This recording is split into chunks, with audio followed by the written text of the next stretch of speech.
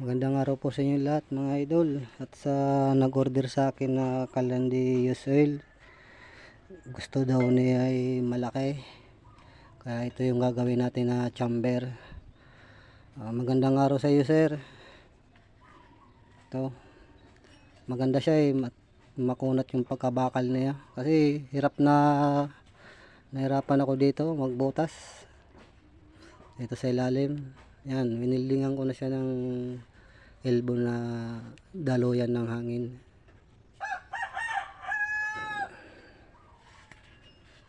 Titestingin na natin kung gaano kalakas yung apoy nito.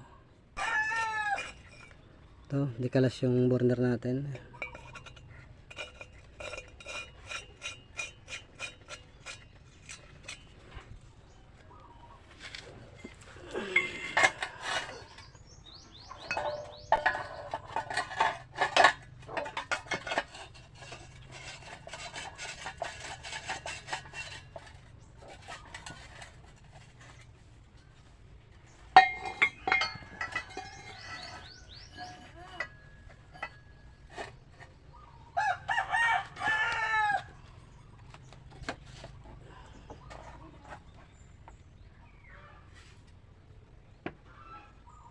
Yan.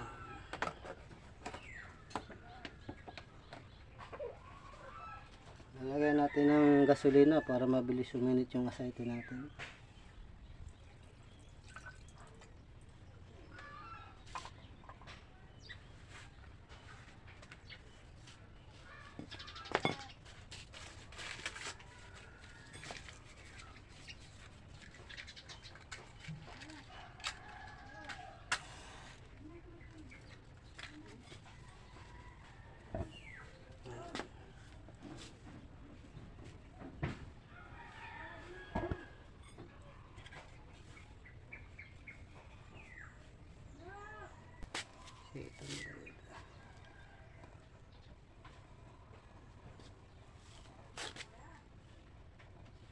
Maganda yung apoy na blue flame.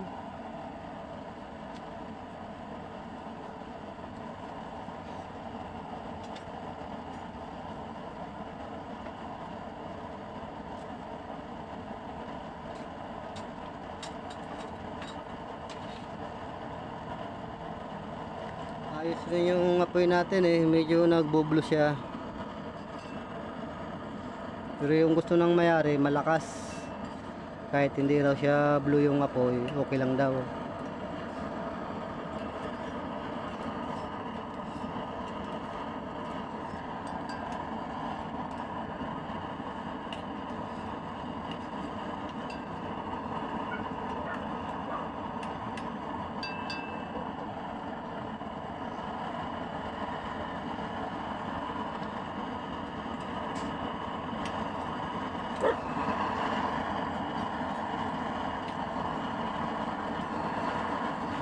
Gusto na malakas.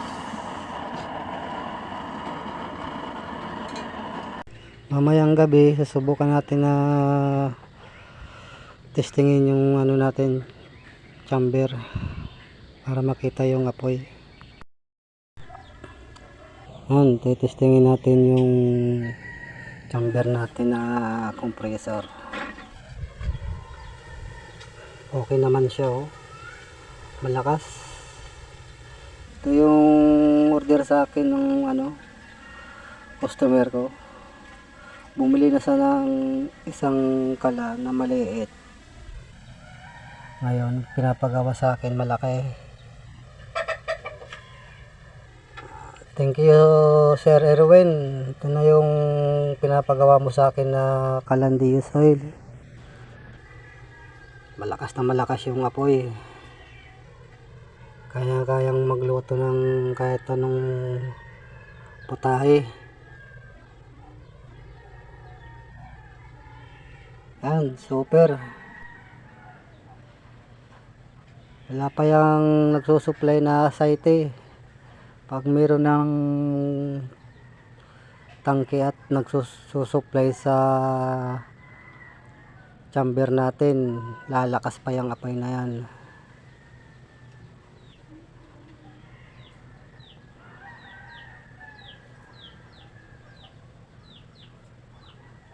Yan, lakas talaga.